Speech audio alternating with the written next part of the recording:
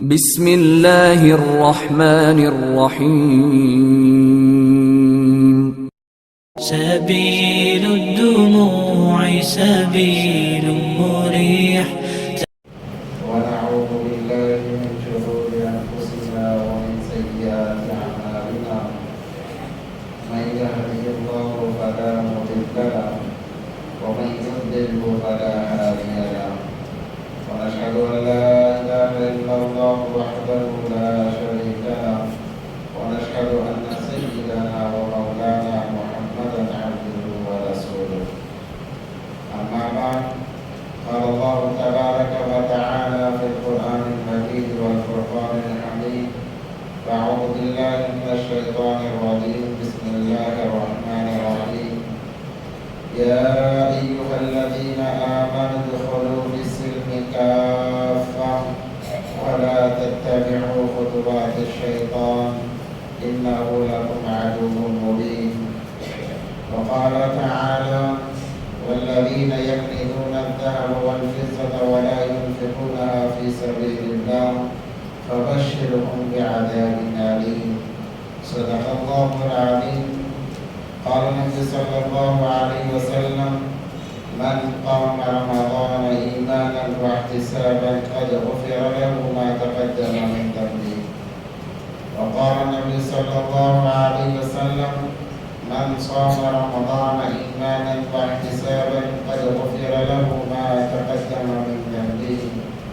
وقال النبي صلى الله عليه وسلم من آتاه الله مالا فلم يؤدي زكاته مثل له ماله يوم القيامة شجاعا أقرع له زبيبتان يطبقه يوم القيامة ثم يأخذ بلحزمتيه يعني شدقيه ثم يقول أنا مالك أنا كنزك أو كما قال عليه الصلاة والسلام. اللهم صل على سيدنا مولانا محمد في أول كلامنا اللهم صل على سيدنا مولانا محمد في أوسط كلامنا اللهم صل على سيدنا مولانا محمد في آخر كلامنا. اللهم لك الحمد كما أنت أهل وصل على محمد كما أنت أهل وافعل بنا ما أنت أهل فإنك أنت أهل التقوى وأهل المغفرة. اللهم صل على محمد كلما ذكره الذاكرون صل على محمد كلما غفل عن ذكره الغافلون. رب اشرح لي صدري ويسر لي أمري واحلل عقدة من لساني يفقه قولي. اللهم صل على محمد وآله ألف ألف مرة. اللهم صل على محمد وآله ألف ألف مرة. اللهم صل على محمد وآله ألف ألف مرة. محترم و معزز سامعین کرام بزرگان دین عزیز ساتھیوں، ایک مرتبہ دل کی گہرائیوں کے ساتھ درود پاک پڑھی اللهم صل على سيدنا محمد وعلى آل سيدنا محمد وبارك وسلم. معزز سامعین کرام، برکتوں کا مہینہ چل رہا ہے، رحمتوں کا مہینہ چل رہا ہے.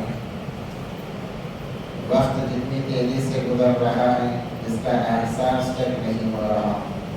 رمضان اب شروع ہوا تھا، دیکھتے ہی دیکھتے پہلا عشرہ مکمل ہو چکا ہے. جو رحمتوں والا عشرہ تھا وہ عشرہ مکمل ہو چکا. ہم رحمتوں والے عشرے سے محروم ہو چکے. دوسرا عشرہ مغفرت کا ہے، اس لیے اس عشرے کے اندر زیادہ سے زیادہ اللہ کی طرف متوجہ رہیں، اپنے گناہوں پر ندامت استغفار کرتے رہیں کہ اللہ تو معاف کرنے والا ہے، معاف فرما دے. کیونکہ دیکھتے دیکھتے یہ وقت بھی گزر جائے گا، مہینہ بھی ختم ہو جائے گا. کہیں ایسا نہ ہو کہ اس مہینے کو ہم نے غفلت سے گزار دیا، بے پرواہی سے گزار دیا، جس کی وجہ سے ہم اور آپ نبی پاک صلی اللہ علیہ وسلم کے بد دعا کے مستحق نہ ہو جائیں. جیسے میں نے گزشتہ ہفتہ کہا، اس سے پہلے ہفتے میں جبرائیل امین کی بد دعا اور نبی پاک صلی اللہ علیہ وسلم کا آمین کہنا، اس کے اندر یہ الفاظ بھی تھے کہ ہلاک ہو جائے وہ شخص برباد ہو جائے وہ شخص جس کے سامنے رمضان المبارک جیسا مقدس مہینہ، بابرکت مہینہ، عظمت والا، رحمت والا، برکت والا مہینہ گزر جائے اور اس کی مغفرت نہ ہوئی ہو۔ الغرض معزز سامعین کرام، جیسے کہ میں نے گزشتہ ہفتے کہا، زکوٰۃ کے متعلق، زکوٰۃ اسلام کے ارکانوں میں سے ایک رکن ہے۔ اسلام کے ارکان پانچ ہیں۔ بنی الاسلام علی خمس، الشہادۃ ان لا الہ الا اللہ واشہد ان محمدا عبدہ ورسولہ واقام الصلاۃ وایتاء الزکاۃ والحج وصوم رمضان۔ یہ تمام کے تمام ارکانوں میں سے ہیں۔ اگر کوئی انسان استطاعت کے باوجود ان میں سے ایک رکن کو بھی چھوڑ دیتا ہے، وہ کامل ایمان والا کہنے کے قابل نہیں ہے۔ معزز سامعین کرام، ہم سوچتے ہیں رمضان المبارک کے مہینے سے پہلے کہ رمضان آئے گا تو میں فلاں عبادت زیادہ کروں گا، قرآن کی تلاوت زیادہ کروں گا، سنن و نوافل کا اہتمام کروں گا۔ اسی لیے رمضان اسی لیے آتا ہے کہ ہمیں احساس دلائے۔ ہم کہتے ہیں کہ بعض مہینوں میں، رمضان کے علاوہ کے مہینوں میں نماز پڑھنے والا تھا، شیطان نے روک لیا، شیطان نے وسوسہ ڈال دیا، شیطان نے بہکا دیا۔ تو رمضان یہ احساس دلانے کے لیے آتا ہے، ہر کام میں رکاوٹ شیطان نہیں بنتا، ہر کام میں رکاوٹ جو ہے شیطان نہیں بنتا، کیونکہ اس کے اندر نفس کا بھی بڑا دخل ہوا کرتا ہے۔ ہم تو شیاطین قید ہو چکے ہیں نا، پھر نمازوں کے اندر اتنی غفلت کیوں بڑھتی جا رہی ہے؟ اب تو شیاطین قید ہو چکے ہیں، پھر روزوں میں غفلت اتنی کیوں بڑھتی جا رہی ہے؟ اب تو شیاطین قید ہو چکے ہیں، پھر زکوٰۃ کے معاملے میں مسلمان اتنا پیچھے کیوں ہے؟ ہر کام کا وبال شیطان پر ڈالنا یہ صحیح بھی نہیں، یہ بہت بڑی غلطی ہے۔ تو رمضان تو آ گیا، شیاطین قید ہو چکے، اب تو ہونا یہ چاہیے تھا کہ ہر عمل کے اندر ہم آگے بڑھ چڑھ کر حصہ لیتے، نمازوں کی پابندی، روزوں کا اہتمام، زکوٰۃ کا اہتمام، مگر پھر بھی دیکھنے میں آتا ہے کہ لوگ ان تمام چیزوں سے دور ہیں، ان تمام چیزوں سے دور ہیں۔ اللہ ہم تمام کی عبادت فرمائے۔ معزز سامعین کرام، جیسے میں نے گزشتہ جمعے کہا، یہ زکوٰۃ فرض ہے۔ اللہ تبارک و تعالیٰ نے جہاں نماز کا تذکرہ کیا وہاں زکوٰۃ کا تذکرہ کیا ہے۔ جس نبی کا تقریباً 25 انبیاء علیہ السلام کا قرآن کے اندر ذکر ہے، جس نبی کا بھی تذکرہ آتا ہے، دو باتیں عمومی طور پر بیان کی جاتی ہیں، اقام الصلاۃ و ایتاء الزکاۃ، کہ اے نبی نماز قائم کرو اور زکوٰۃ ادا کرو۔ اللہ نے ساتھ ساتھ جوڑا ہے۔ نبی پاک صلی اللہ علیہ وسلم کی مشہور حدیث ہے کہ جو زکوٰۃ ادا نہیں کرتا اس کی نماز بھی قبول نہیں ہے۔ اللہ نے مانگ دیا ہے، وسعت دی ہے، چونکہ یہ ہمارا نہیں ہے، اللہ کا ہے، پھر بھی انسان اس کو روک کے رکھتا ہے، اللہ کے بندوں پر خرچ نہیں کرتا ہے۔ وَمَن لَمْ يَزْكِ فَلَا صَلَاةَ لَهُ، كما قال علیہ الصلوۃ والسلام، نبی پاک صلی اللہ علیہ وسلم نے فرمایا جو زکوٰۃ نہ ادا کرے اس کی نماز بھی قابل قبول نہیں ہے۔ اور زکوٰۃ سال میں ایک دفعہ فرض ہے۔ جیسے میں نے گزشتہ ہفتے کہا، اکثر لوگ رمضان کے مہینے میں ہی زکوٰۃ ادا کرتے ہیں۔ یاد رکھیں کہ زکوٰۃ صرف رمضان کے مہینے میں فرض نہیں ہے، بلکہ زکوٰۃ کے لیے جو اس کا متعینہ وقت ہے، کوئی رمضان سے پہلے صاحب نصاب بن رہا ہے، کوئی رمضان کے بعد بن رہا ہے، کوئی رمضان میں بن رہا ہے۔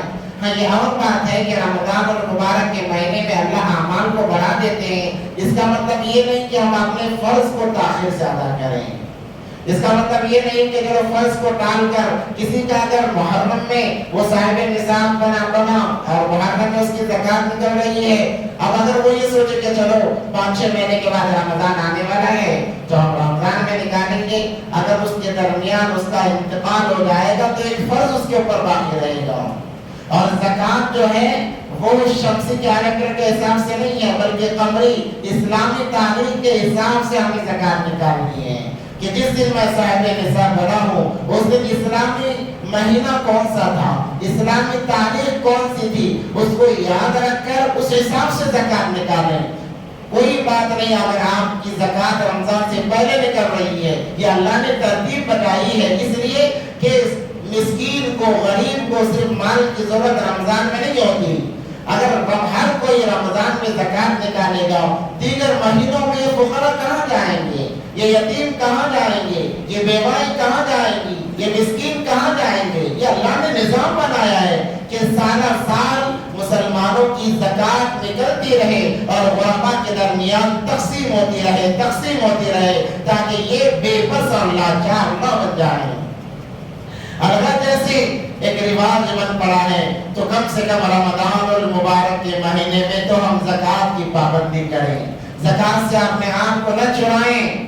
بعض لوگ کہتے ہیں کہ بھئی ہماری محنت سے ہم نے کمایا ہے، پھر ہم اللہ کو کیوں دیں، ہم اللہ کو کیوں دیں؟ ذرا تنہائی میں جا کر سوچیں، کیا واقعی یہ صرف آپ کی محنت ہے؟ کیا آپ نے آتے ہوئے اللہ سے مانگ کر دولت کا خزانہ لے کر آپ دنیا میں آئے تھے؟ آپ جب دنیا میں آئے تھے آپ کے ہاتھ خالی تھے، آپ کے پاس کچھ بھی نہیں تھا۔ اس کے بعد جو کچھ آپ کے پاس آیا ہے وہ اللہ کی طرف سے آیا ہے۔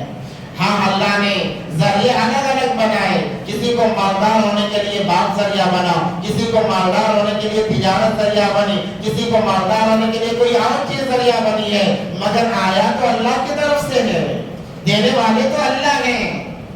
تو پھر ہم اللہ کو کیوں نہ دیں، اللہ کو ہم کیوں نہ دیں؟ احادیث کے اندر ایک واقعہ ملتا ہے، جب زکوٰۃ فرض ہوئی مدینہ منورہ کے اندر نبی پاک صلی اللہ علیہ وسلم نے اعلان کر دیا کہ آج کے بعد زکوٰۃ فرض ہے، کوئی زکوٰۃ سے جی نہ چھڑائے۔ میں نے کوئی شعر میں بھی کہا، نبی پاک صلی اللہ علیہ وسلم کے وصال کے بعد میں صدیق اکبر رضی اللہ تعالیٰ عنہ نے اگر کسی کے خلاف تلوار اٹھائی ہے، وہ زکوٰۃ نہ دینے والوں کے خلاف تلوار اٹھائی ہے۔ صدیق اکبر جیسا خلیفہ، پہلا خلیفہ، وہ تلوار اٹھا رہا ہے نبی پاک صلی اللہ علیہ وسلم کی وصال کے بعد میں، یہاں تک صدیق اکبر رضی اللہ تعالیٰ عنہ نے فرمایا اگر کوئی نبی پاک صلی اللہ علیہ وسلم کے زمانے میں ایک اونٹ کی زکوٰۃ نکال رہا ہے اور اس کے ساتھ رسی دے رہا ہے، اگر آج وہ رسی دینے کا انکار کرتا ہے تو اس سے بھی میں قتال کروں گا۔ حالانکہ حضرت عمر رضی اللہ تعالیٰ عنہ کی رائے اس کے خلاف تھی، صحابہ کی رائے خلاف تھی۔ حضرت ابوبکر صدیق رضی اللہ تعالیٰ عنہ نے کہا جو زکوٰۃ کی مخالفت کرتا ہے وہ چاہے جو بھی ہو، میری تلوار اس کی گردن پر لٹکے گی۔ زکوٰۃ کی اہمیت کو، فرضیت کو بتایا گیا ہے۔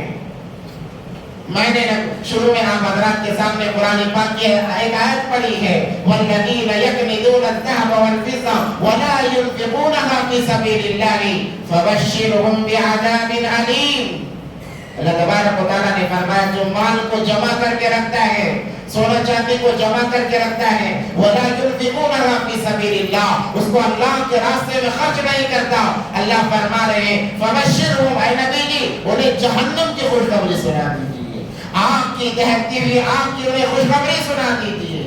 میں نے حدیث مبارکہ بھی پڑھی، من آتاہ اللہ مالا، جسے اللہ تبارک و تعالیٰ مال عطا فرماتے ہیں، ولم یؤدی زکاتہ، اور وہ اس کی زکوٰۃ ادا نہیں کرتا، مُبْطِلَ لَهُ مَالَهُ، مال کو جمع کر کے رکھتا ہے، شجاعاً، وہ ایک بڑا عزہ بنا دیا جائے گا، اقرع لہ، کیسا عزہ؟ وہ دو سینوں والا عزہ یا دو بڑی دانتوں والا عزہ، اور وہ جس کے سر پر کوئی بال نہیں ہوتے، ویسا عزہ بنا دیا جائے گا، شجاعاً اقرع لہ زبیبتان یطوقہ، اور اسے توق بنا کر، ہار بنا کر اس مالدار کے گلے میں ڈال دیا جائے گا۔ اور وہ عزہ کیا کرے گا؟ ثم یاخذ بلحظمتیہ، تمہارے چمڑے کو پکڑے گا، ثم یاخذ بلحظمتیہ یعنی شدقیہ، تمہارے چمڑے کو پھاڑے گا، ثم یقول، اور کہے گا انا مالک، میں تیرا مال ہوں، انا کنزک، میں تیرا خزانہ ہوں۔ اللہ تبارک و تعالیٰ نے بڑی سخت وعید بیان فرمائی ہے۔ نبی پاک صلی اللہ علیہ وسلم نے جب اعلان کیا، ایک صحابی تھے جن کا نام ثعلبہ تھا، ثعلبہ، وہ آئے اور آ کر کہا اے نبی جی آپ دعا کر دیجئے، بڑا تنگ دست ہوں، بڑا مجبور ہوں، بڑا مجبوری کی زندگی گزار رہا ہوں، آپ دعا کر دیں۔ نبی پاک صلی اللہ علیہ وسلم نے فرمایا اے ثعلبہ کیا تو اپنی زندگی پر راضی نہیں ہے؟ دیکھتا نہیں اوروں کی زندگی ویسی گزر رہی ہے؟ جا صبر کر، اللہ بھلا کرے گا۔ وہ چلا گیا، پھر زمانے کے بعد دوبارہ آیا، نبی جی دعا کر دیجئے گزارا مشکل ہے، نبی جی دعا کر دیجئے گزارا مشکل ہے۔ نبی نے سمجھا کر بھیج دیا، چلا گیا، پھر تیسری مرتبہ آیا، نبی جی دعا کر دیجئے بڑا گزارا مشکل ہے، آپ دعا کر دیجئے۔ نبی پاک صلی اللہ علیہ وسلم نے دعا کی، جا تیرے مال میں اللہ خوب برکت دے دے، خوب برکت دے دے۔ یہ کہہ کے دعا دے کر نبی پاک صلی اللہ علیہ وسلم سے وہ رخصت ہو گیا۔ ایک وقت گزرا، اس کی بکریوں کے اندر مال کے اندر اضافہ ہوا، مدینے میں اتنی جگہ کافی نہیں تھی، وہ مدینے سے باہر جا کر بسنے لگا۔ اب نمازوں میں مسجد نبوی میں صرف 2 مرتبہ آنے لگا، اور وقت گزرتا گیا اور مال میں اضافہ ہوا، اور تھوڑی دور چلا گیا، پھر ایک وقت میں آنے لگا اور مال اضافہ ہوا اور بڑھتا گیا، جگہ ناکافی ہوئی، یہاں تک کہ وہ کوسوں دور مدینے سے چلا گیا، اب صرف جمعے میں آنے لگا اور اضافہ ہوا، اور وہ میلوں دور چلے گیا مدینے سے، اب اسے آنے کا موقع بھی نہیں رہا۔ جب وقت کافی گزر گیا، اس کی زکات کی مدت آئی، نبی پاک صلی اللہ علیہ وسلم نے ایک صحابی کو بلایا اور کہا جاؤ ذرا ثعلبہ کی خبر تو لو، دیکھو کہاں ہے، اور جا کر اسے اتنے زکات وصول کر کے لاؤ۔ جب صحابی رسول صلی اللہ علیہ وسلم ثعلبہ کے پاس پہنچے ہیں اور کہا کہ نبی پاک صلی اللہ علیہ وسلم نے تمہیں یاد کیا ہے اور تمہارے مال میں اتنی زکات ہے، بھیڑیوں میں بکریوں میں، تو فوراً وہ روٹ گیا، کہنے لگا ارے یہ تو ٹیکس ہے، یہ تو ٹیکس وصول کیا جا رہا ہے جیسے غیروں سے وصول کیا جاتا ہے، اور اس کو زکات کا نام دیا جا رہا ہے۔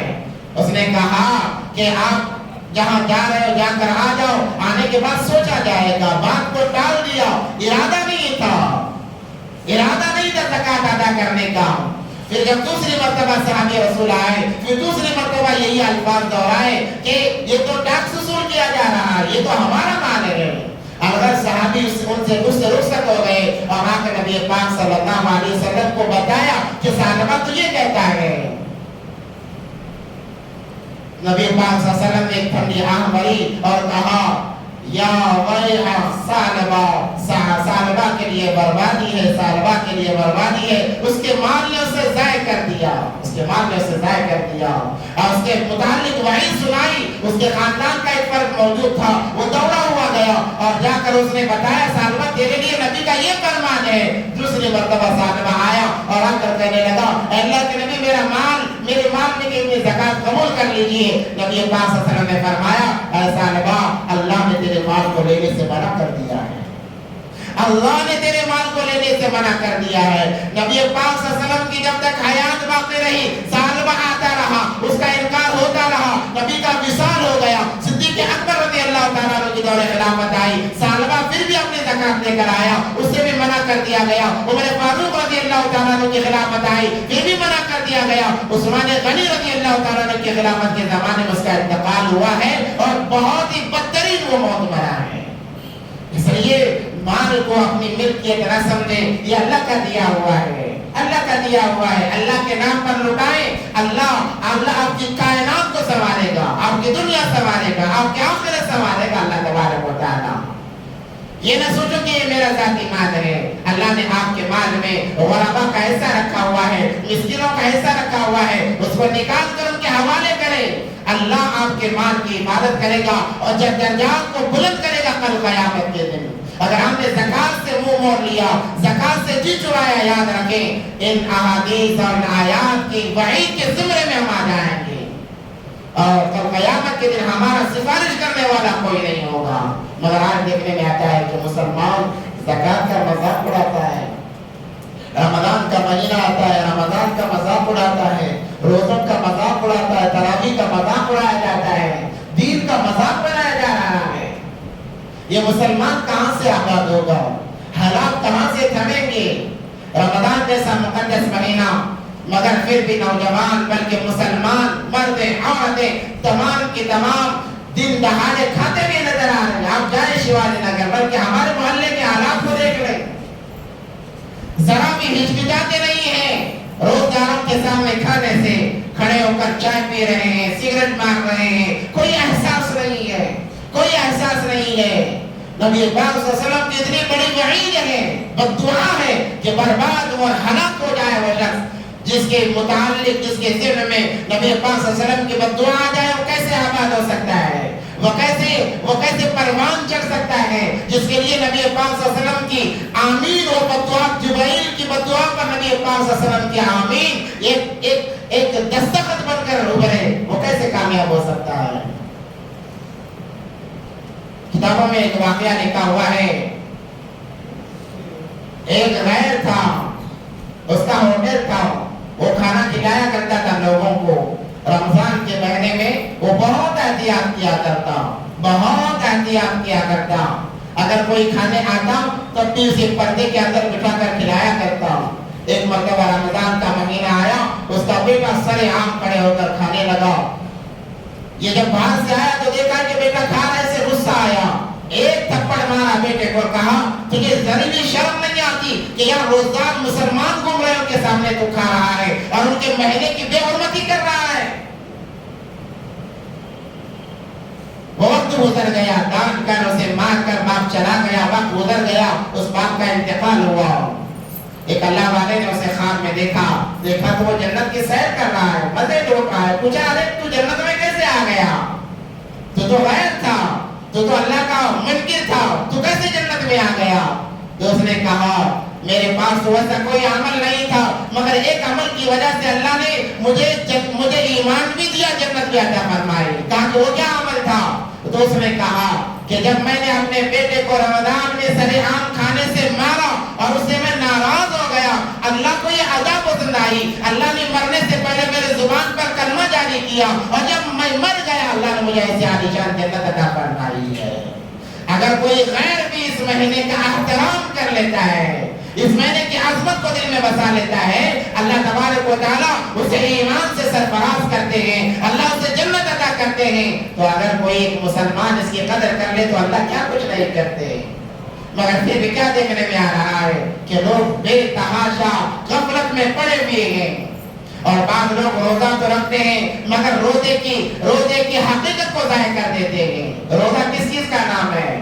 صرف بھوکا رہنا روزے کا نام نہیں ہے, بھوکا رہنے کا نام روزہ نہیں ہے. حدیث مبارکہ کے اندر آتا ہے بعض لوگوں کو بجز بھوکا رہنے کے کچھ بھی نہیں حاصل ہوگا. کیا مطلب ہے؟ وہ صبح میں اٹھ کر کھانا تو کھا لیں گے, دن بھر گویا بھوکے رہ کر وقت گزار رہے ہیں.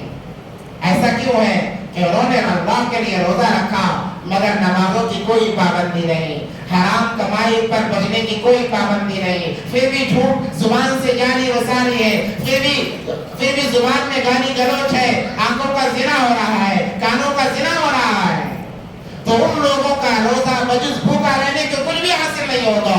روزہ کس چیز کا نام ہے؟ صرف پیٹ کو خالی رکھنے کا نام روزہ نہیں ہے, تمام اعضاء کا روزہ ہوا کرتا ہے.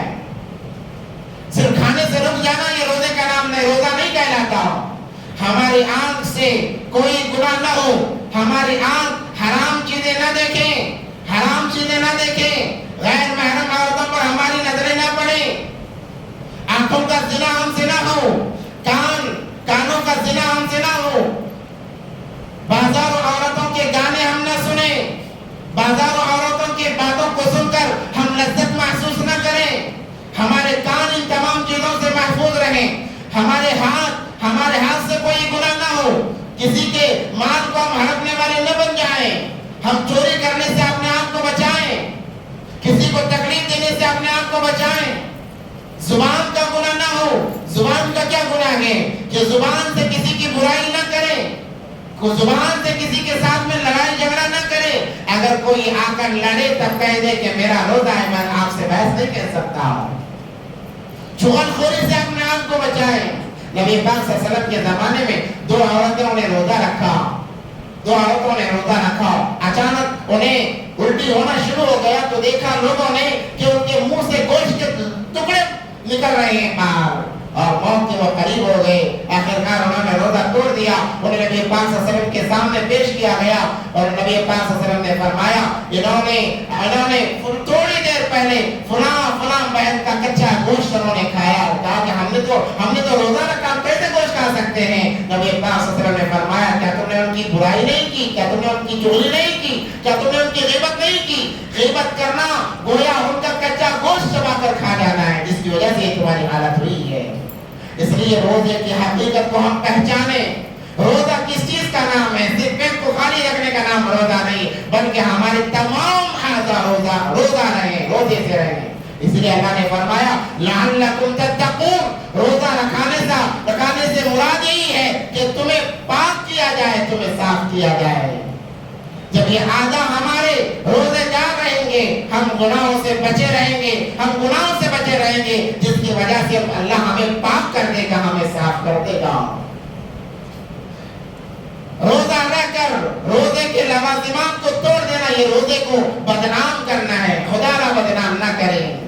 جو تاجر لوگ ہیں، تجارت پیشہ لوگ ہیں، اپنے مال کو فروخت کرنے کے لیے جھوٹی قسمیں کھاتے، کہتے ہیں کہ میں جھوٹ نہیں بولا، میں روزے سے ہوں، روزہ رکھ کر ہم جھوٹ نہیں بولتے، حالانکہ صاف جھوٹ بولنا ہوتا ہے۔ آپ کا روزہ غلط ہو گیا۔ بھوکا رہنے کے علاوہ آپ کے ہاتھ کچھ نہیں آیا ہے۔ آپ نے جب یہ کہہ دیا کہ مال اتنے کا ہے، اتنے میں ہم نے خریدا ہے، اور میں روزہ رکھ کر جھوٹ نہیں بولتا، لوگ اعتماد کر لیتے ہیں۔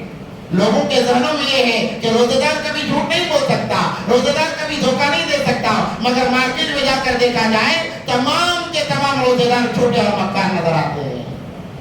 ان کا روزہ غارت ہو جاتا ہے۔ خدا را سال میں ایک دفعہ یہ عبادت ملتی ہے، رمضان کے علاوہ کبھی روزہ فرض نہیں، صرف رمضان میں روزہ فرض ہے۔ سال میں ایک مرتبہ یہ عبادت ملتی ہے، جب کوڑیوں کے لیے اس عبادت کو بھی ضائع کر دیا جاتا ہے، روزوں کا مذاق بنایا جاتا ہے۔ خدا اپنے حال پر رحم کرے اور ترس کا کل قیامت کا دن ہوگا اور اعمال ہمارے سامنے پیش کیے جائیں گے، ہمارے پاس کوئی جواب نہیں ہوگا حسرت اور افسوس کرنے کے علاوہ۔ اس لیے روزے کا مذاق نہ بنائیں، رمضان کا مذاق نہ بنائیں۔ رمضان کا کیا مذاق ہے؟ روزہ ہی رکھا نہیں ہے، سرے عام کھڑے ہو کر کھا رہا ہے۔ اس سے اچھا تو مسلمان نہ ہوتا تو اور اچھا ہوتا کہ لوگ دیکھ کر کہتے کہ دیکھو مسلمان رمضان میں کھا رہا ہے، سرے عام کھا رہا ہے، اور کھانے والوں کو شرم تک نہیں آتی۔ احادیث میں آتا ہے عورتیں جن کی ماہواری کے ایام آتے ہیں روزہ رکھ نہیں سکتی۔ حدیث میں آتا ہے کہ جب تم پر روزہ فرض نہیں ہے ان ایام میں چاہیے یہ کہ تم بھی روزے دار جیسے شکل اختیار کرو، روزہ نہ رکھو، روزے دار جیسی شکل اختیار کرو۔ نماز کا وقت ہو جائے نمازی جیسی شکل اختیار کرو۔ کیا کہا جائے؟ مصلی بچھا کر بیٹھ جائے تسبیح کرتے کرتے، کہ احساس نہ ہو کہ تم پر نماز فرض نہیں ہے، روزہ فرض نہیں ہے۔ احادیث تو یہ، شریعت تو یہ تعلیم دیتی ہے۔ اور اگر تمہیں بھوک بھی لگے تو بند کمرے میں جا کر کھاؤ، علل اعلان کھانے کی اجازت نہیں ہے۔ مگر یہ نوجوان، یہ مسلمان، کوئی بیماری نہیں، کوئی عذر نہیں ہے، سرے عام کھڑے ہو کر کھا رہا ہے، اور مسلمان ایمان کو، رمضان کو بدنام کر رہا ہے۔ اس سے اچھا یہ مہینہ آنے سے پہلے اگر تم مر جاتا تو اچھا ہوتا کہ مسلمان اور رمضان جیسے مقدس مہینے کی بدنامی نہ ہوتی۔ بے فکر ہو کر نوجوان سرے عام بدنام کر رہا ہے۔ رمضان کو یاد رکھیں، نبی پاک صلی اللہ علیہ وسلم کی جو حدیث بددعا کے مطابق آئی ہے، ہم اس کے مستحق ہو جائیں گے۔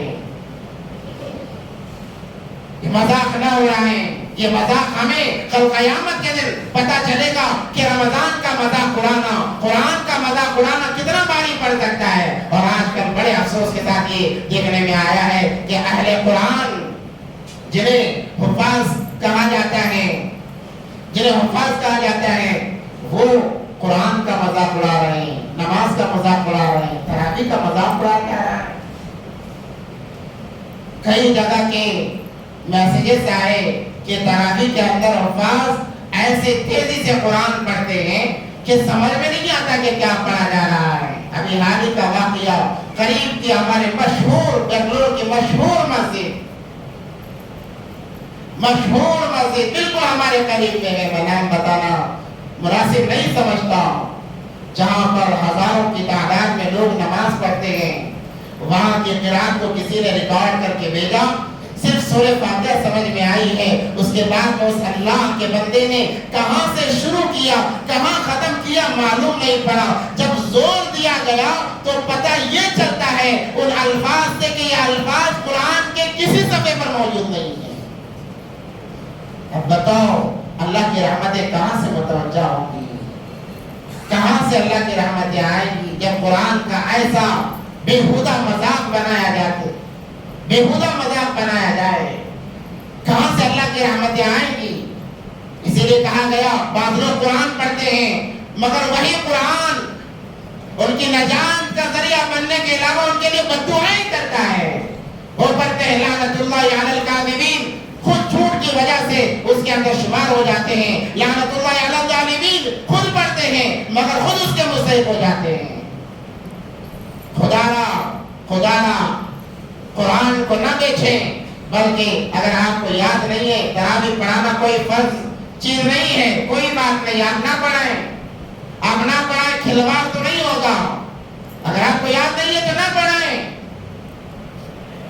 اگر آپ کے دل میں اتنا شوق ہے تو پھر چھوٹی صورتیں پڑھائیں۔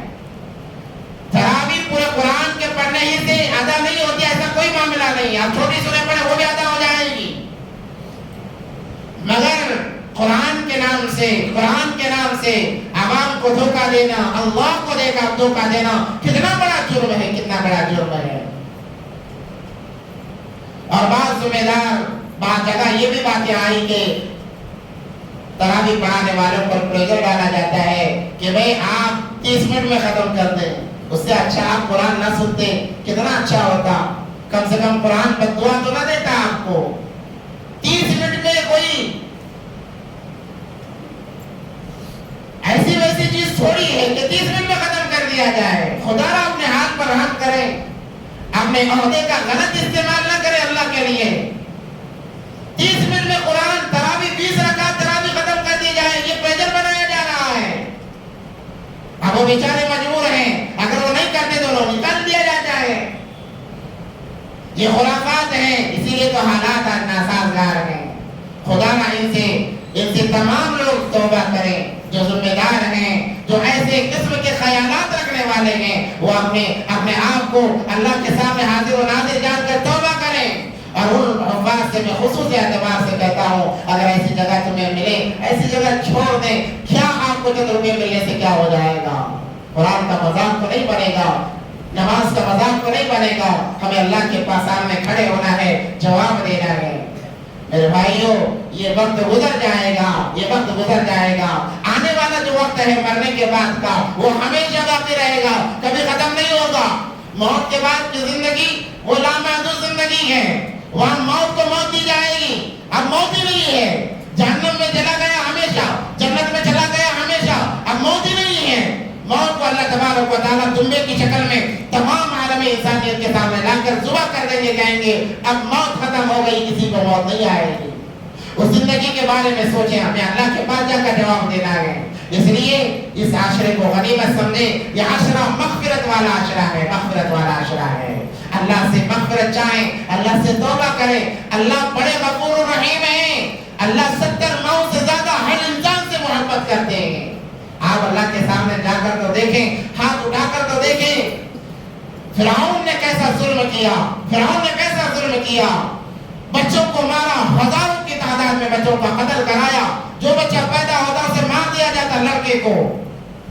بنی اسرائیل پر کتنا ظلم کیا، ایسے ایسے کام اس نے کیے ہیں، مگر جب مرنے لگا کہنے لگا میں موسیٰ کے رب پر ایمان لاتا ہوں، موسیٰ کے رب پر ایمان لاتا ہوں، یہ الفاظ پورے ہونے سے پہلے جبرائیل امین نے اس کے منہ کے اندر مٹی ڈال دی، کہا کمبخت ساری زندگی اتنا ظلم کرتا رہا، اب معافی مانگ رہا ہے، کہیں ایسا نہ ہو کہ اللہ تجھے معاف کر دے۔ اللہ تو ویسے وقت میں بھی معاف کرنے کے لیے تیار، وہ انا ربکم الاعلی کہا کرتا تھا۔ اللہ انا ربکم الاعلی کہنے والے کو معاف کرنے کے لیے تیار، ہم تو سبحان ربی الاعلی کہنے والے ہیں، سبحان ربی الاعلی کہنے والے ہیں۔ ہماری توبہ پر اللہ کو کتنا پیار آئے گا، اندازہ لگائیں۔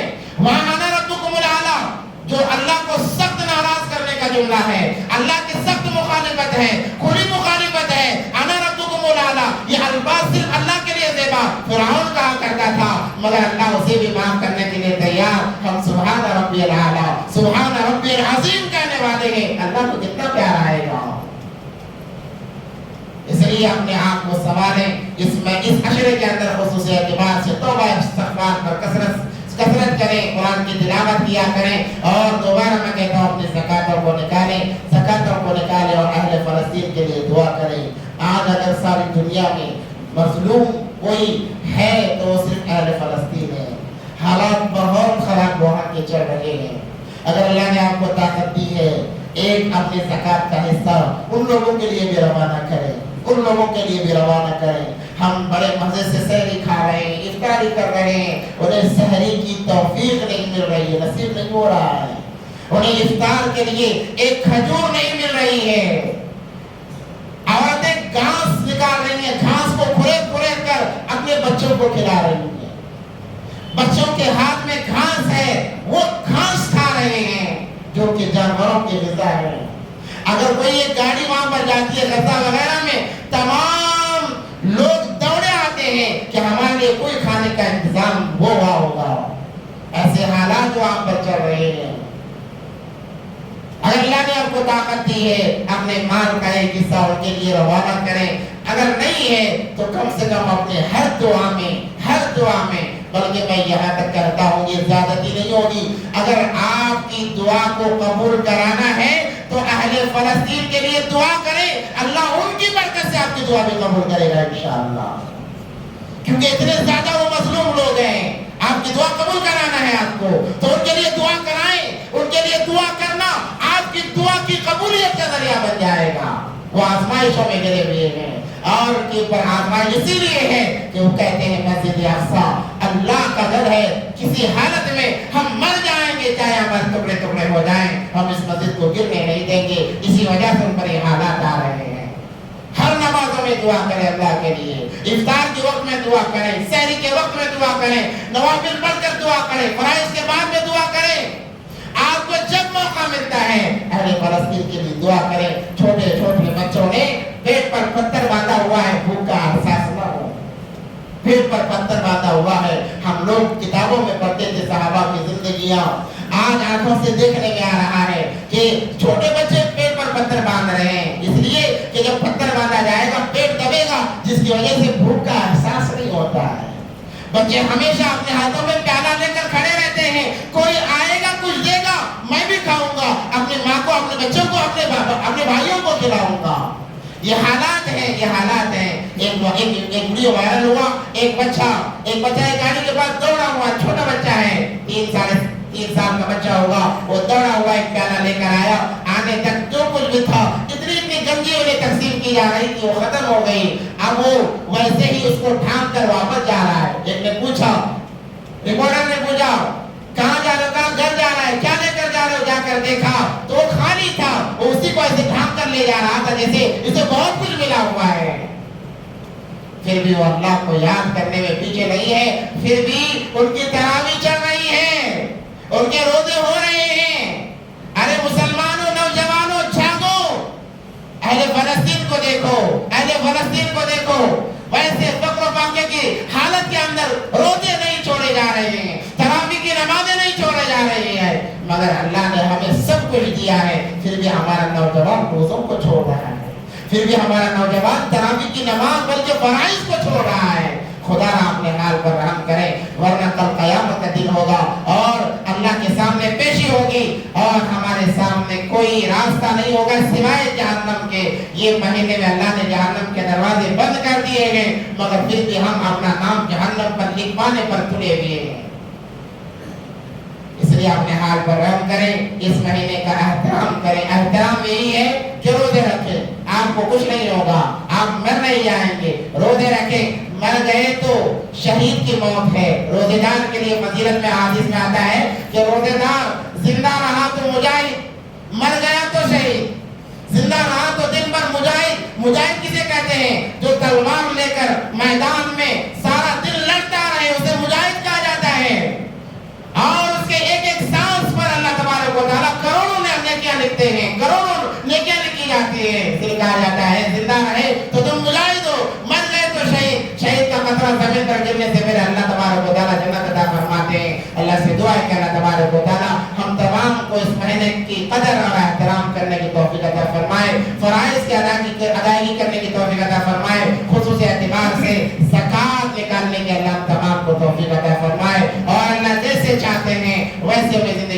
तौफीक अता फरमाए। व आखिर दावाना अल्हम्दुलिल्लाहि रब्बिल आलमीन।